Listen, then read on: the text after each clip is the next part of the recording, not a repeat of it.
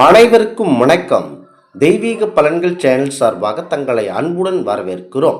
இன்று நம் காணொலியில் காண விரும்புவது பழனியில் பங்குனி உத்திர திருவிழா கொண்டாட்டம் கோலாகலப்பாக நடைபெறுவது பற்றி இந்த காணொலியில் பார்க்கலாம். வாருங்கள் காணொலிக்கு செல்லலாம்.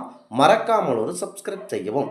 தமிழ் கடவுள் என்று உலகெங்கும் வாழும் தமிழர்களால் வழங்கப்படுபவர் பாரம்பொருள் முருகப்பெருமான்.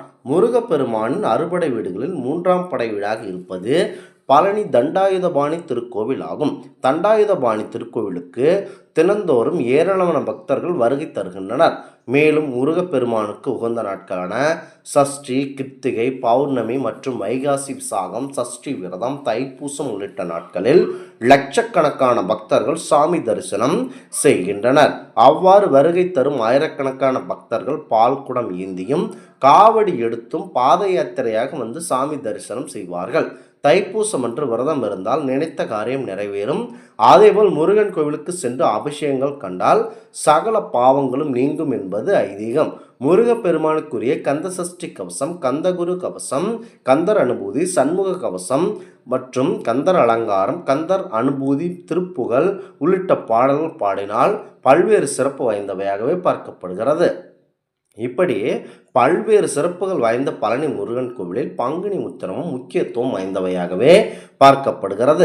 கோவிலில் நடைபெறும் திருவிழாக்களின் போது பக்தர்கள் கொடுமுடியில் இருந்து தீர்த்தம் எடுத்து மலைக்கோயில் முருகனுக்கு அபிஷேகம் செய்து வழிபடுவது சிறப்பு அம்சமாகும். அதன்படி இந்த ஆண்டுக்கான பங்குனி உத்திர திருவிழா ஏப்ரல் 5ஆம் தேதி கொடியேற்றத்துடன் தொடங்குகிறது. மிக சிறப்பு வாய்ந்தவையாகவே இருக்கிறது. திரு ஆவினன்குடி கோவிலில் காலை 11 மணிக்கு மேல் நண்பகல் 12 மணிக்குள் கொடியேற்றத்துடன் நடைபெற்றது. இதைத் தொடர்ந்து 10 நாட்கள் நடைபெறும் திருவிழாவில் சுவாமி தங்க குதிரை வாகனம், தங்க மயில், வெள்ளி காமதேனு, வெள்ளி ஆட்டுக்கிடா, தங்க குதிரை உள்ளிட்ட பல்வேறு வாகனங்களில் தினமும் இரவு வீதி உலா வந்து பக்தர்களுக்கு அருள்பாலிக்கிறார் முருகப்பெருமான். 6ஆம் நாள் நிகழ்ச்சியாக ஏப்ரல் 10ஆம் தேதி மாலை 5 மணிக்கு மேல் வள்ளி நாயகி அம்மன் திருமுருகன் திருக்கல்யாணம் நடைபெறுகிறது. இதனைத் தொடர்ந்து இரவு 8:30 மணிக்கு மேல் வெள்ளி தங்க ரதத்தில் மணக்கோலத்தில் சுவாமி தரிசனம் எழுதி உலா நிகழ்கிறது. விழாவின் முக்கிய நிகழ்வாக ஏப்ரல் 11ஆம் தேதி பங்குனி உத்திரத்தன்று தேரோட்டம் நடைபெறுகிறது.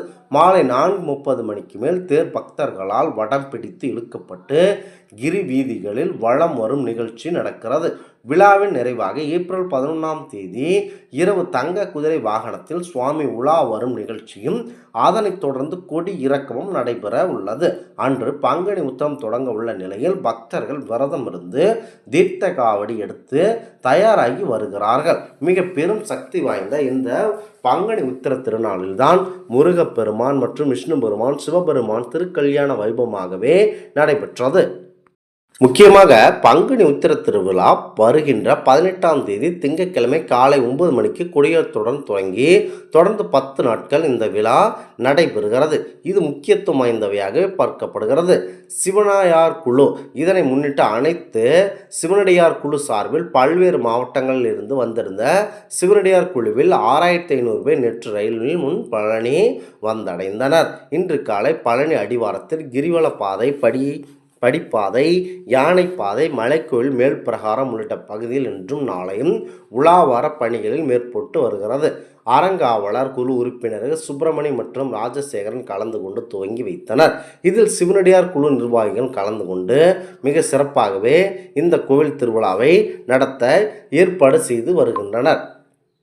குறிப்பாக பங்குனி உத்திர திருவிழாவை முன்னிட்டு வெளி மாநிலங்கள் மற்றும் வெளி மாவட்டங்களிலிருந்து பழனிக்கு அருள்மிகு தண்டாயுதபாணி சுவாமி திருக்கோயிலுக்கு ஏராளமான பக்தர்கள் பாத யாத்திரையாகவும் வாகனங்கள் மூலமாகவும் வருகை புரிகிறார்கள். பாத யாத்திரையாக வரும் பக்தர்கள் வசதிக்காக தற்காலிக நிழற்பந்தல்கள் பல்வேறு இடங்களில் அமைக்கவும், குடிநீர் வசதி, மின் வசதி, கழிப்பறை வசதி உள்ளிட்டவை போதுமான அளவு ஏற்பாடு செய்ய சம்பந்தப்பட்ட அலுவலர்கள் அறிவுறுத்தப்பட்டுள்ளது. பக்தர்களின் வசதிக்காக தகவல்களை பெறுவதற்கும் குறைகளை தெரிவிப்பதற்கும் 24 மணி நேரம் செயல்படும் வகையில் திருக்கோவில் கட்டுப்பாட்டு அறை ஏற்படுத்தப்பட்டுள்ளது. பக்தர்கள் இந்த கட்டுப்பாட்டு அறை அலுவலகங்களை கட்டணமில்லா தொலைபேசி எண்களையும் தமிழக அரசு வெளியிட்டுள்ளது. பங்குனி உத்திர திருவிழாவை முன்னிட்டு சிறப்பு பேருந்துகள் சேலம், திருப்பூர், ஈரோடு, மதுரை, திருச்சி, தேனி உள்ளிட்ட பல்வேறு பகுதிகளிலிருந்து வந்து செல்லவும் பக்தர்களின் வருகைக்கேற்ப கூடுதல் பேருந்துகளையும் இயக்கம் வழிவகை செய்யப்பட்டுள்ளது. மேலும் பாலக்காடு, திண்டுக்கல், திருச்சி, தஞ்சாவூர் வழித்தடங்களையும் சிறப்பு ரயில் இயக்கமும் அவற்றின் வழித்தடமும் நேரம் மற்றும் கட்டணம் குறித்த விவரம் பக்தர்கள் அறிவியும் வகையில் மத்திய பேருந்து நிலையம், சுற்றுலா பேருந்து நிலையம், மலைக்கோவில் ஆகிய இடங்கள் பக்தர்கள் பார்வைக்கு வைக்க ரயில்வே துறை அலுவலர்களிடம் கேட்டுக்கொண்டுள்ளப்பட்டுள்ளது. இந்த ஆன்மீக தகவல் உங்களுக்கு பிடித்து இருந்தால் தெய்வீக பலன்கள் சேனலை கண்டிப்பாக சப்ஸ்கிரைப் செய்து கொள்ளவும். மீண்டும் ஒரு நல்லதொரு காணொலியில் உங்களை சந்திக்கிறோம். நன்றி, வணக்கம்.